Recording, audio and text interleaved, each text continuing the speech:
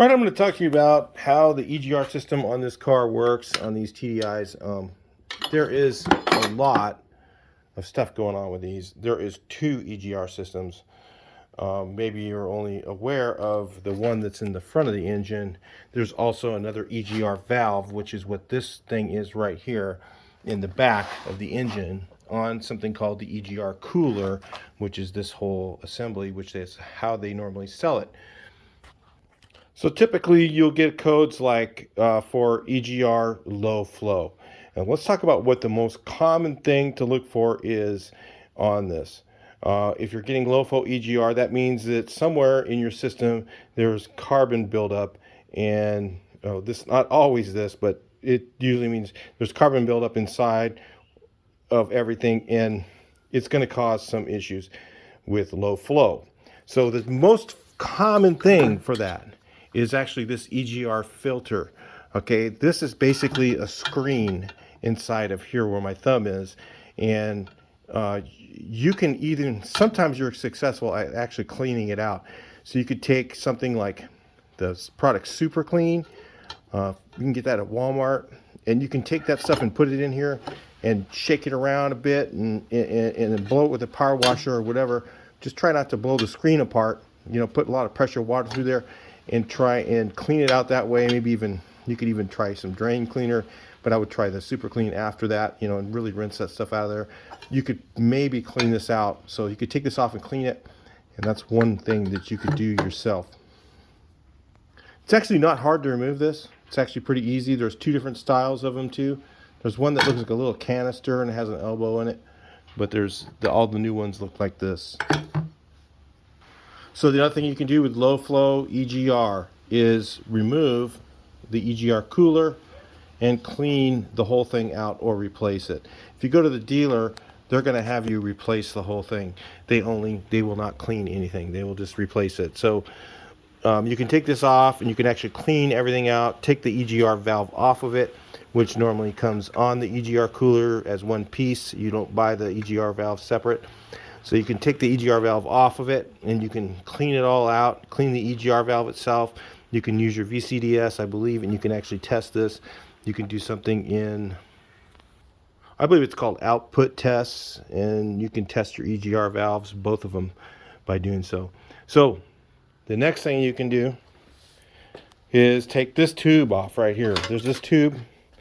It's nice when these are off the car because it's easier to see what you're doing. There's this tube that goes underneath here and connects from your EGR valve, which is right here in the front of your engine, to the exhaust port, which is in the back of your engine.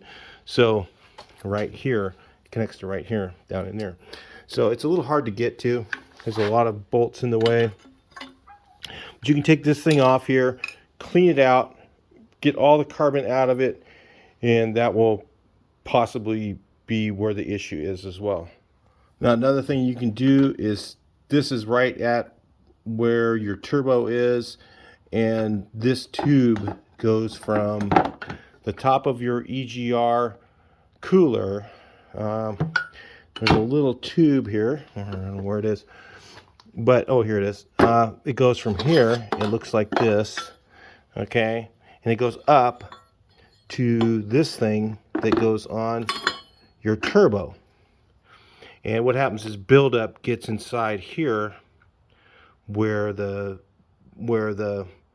soot and other things go back into the intake before the turbo, right before the turbo.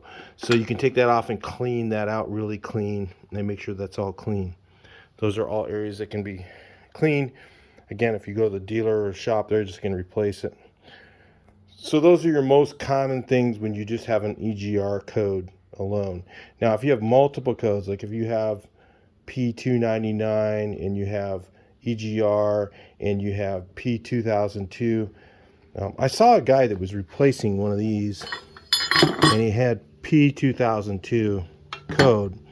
I mean, I'm not saying it isn't possible, but it could be. I mean, I would go on the TDI club and start a forum on any of this stuff before you really got into starting to work on it, because they'll have you do tests and things like that on all the different modules and maybe even do like they call it a log, where you drive the car and you log it, and then you upload it to Tunezilla, and then you take that and you share it with them, and then they'll look at the log and see what is happening.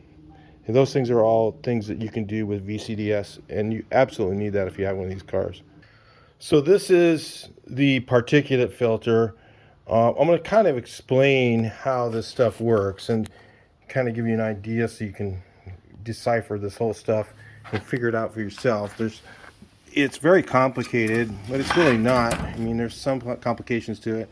But you have these things called, these are called G450. If you look that up, you'll find this part. And what they are is they're differential pressure sensors. And so it'll measure the pressure sensing between different things. So you've got on your particulate filter, there's pressure sensors, there's temperature sensors, and all these different things on your particulate filter, and actually all over the car that relay information to the computer. So what happens is when it senses a difference in pressure between certain things, that's how it determines that the EGR flow is low. So these sensors could be issues, you know, these are common to be replaced, the G450s, and you know, and the temperature sensor. So when you go on VCDS, you should look at all your temperatures of everything and make sure that all the temperatures are reading. So if you have a temperature that's misreading, like if you see it says, you know, that it's at idle and it has, you know, EGTs of, you know, 900 Celsius, you know, that's not possible. Okay, so you kind of got to use your logic to figure that out. And then you're going to figure that that sensor's bad, and that can trigger the computer to give it different information so that it comes up with codes that aren't, you know, conducive with what's happening. You know, it all has to match up for the computer. So that's kind of how it works. So most of it's done through these differential pressure sensors right here. These two, the G450 here, and there's one right here. Okay, this one, they mount up on the car. So, and they're also done through these temperature sensors as well. And this one here, there's one here, and there's one down here. So between the data that it gets at the before and after and all this stuff, it comes up with values, you know, using algorithms, and comes up with information that tells the computer what's going on. So also other things that you want to look at if you have an EGR code is your ash volume and your sit load. There's two different values on your sit load. There's sit load, and there's also I forget what it's called, requested or calculated sit load. There's calculated sit load and there's actual sit load. Okay, and so all those things need to be, so if your sit load's like at 40 or something like that, then it'll tell you that you're not doing regens. Because if you've been driving your car for too long with the engine light on, and you have an EGR code, then what's happening is it's not doing regens in your this is your particulate filter. There's also a catalytic converter further back. This is your particulate filter. And if it's not doing those regens, then what happens is you can start building up soot inside your particulate filter. Now, then you need to look at another thing called ash volume. So if your ash volume is extremely high, like mine's 330 milliliters, that's extremely high, then you might need to replace this. Because what happens is it takes the soot and then burns it off, and then that soot becomes something, and it actually becomes I believe it's a liquid, and it becomes a something called ash. And then the ash volume that gets in here starts to get too much, and then it needs to be replaced. So driving your car with an EGR light on for a long period of time is a bad idea. you're going to probably have some additional problems from doing that. Now, my problem with mine, again, it just real quick, is that the engine just had car has a lot of miles on it. It has 260,000 miles, and the ash volume is just extremely high. And I had to rule out that the EGR valve stuff was not plugged, because sometimes what will happen is your ash volume or your soot load will be too high for too long, and then it'll start to plug up all your EGR systems. You have to make sure that that's all cleaned out. So I went through and cleaned everything on mine, and now I've ruled out those things, and I realized that probably the only thing left is the particulate filter. So again, remember, you have two EGR valves, or two valves in two separate systems on this car. And I've seen videos where they just show the one in the front of the engine here, and that one is simple. Okay, it's just an EGR valve. You can take it off, you can check it with VCDS. You can use that thing I was talking about on VCDS. I believe it's called output test. You can make sure the flap is opening and shutting. Then you're going to want to clean out this pipe, make sure it's clean. And you're going to want to make sure that the exhaust manifold where it goes in there, that's clean. It doesn't have a lot of resistance going on. Make sure that this part's clean inside. Make sure that this thing, you can blow through that easily. There should be absolutely no resistance on it. If there's just a little slight bit of resistance, it needs to be replaced or clean. This area in this side here, the easiest ways to remove it, yeah, you got to take the particulate filter out. If you have to do that, it comes out this hole right here, believe it or not.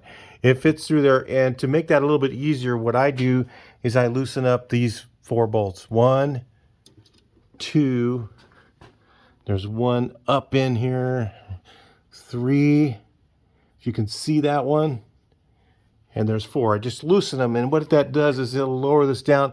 It just makes it a whole lot easier to get out. I've had people tell me that they can do it without doing that, but if you loosen those up, you'll see it'll just come right out of here, you know, wiggling it all around. It's all twisty around. You have to twist upside down. You also need this axle hanging like that, okay, because it'll be in the way. And you just kind of snake it out through here. It's really not that terrible to take out. Once you get that out, then it's much easier to get to these things.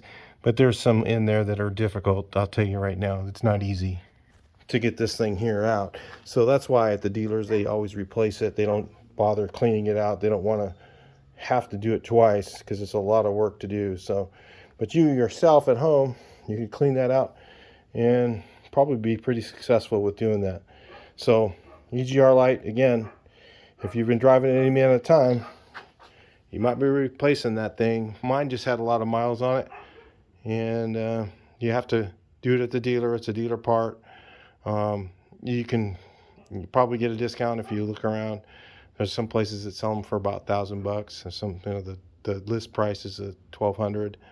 So, you know, that's what it is. And then it doesn't come with any of the sensors. You have to replace all those or put the other ones back on as you're done with it.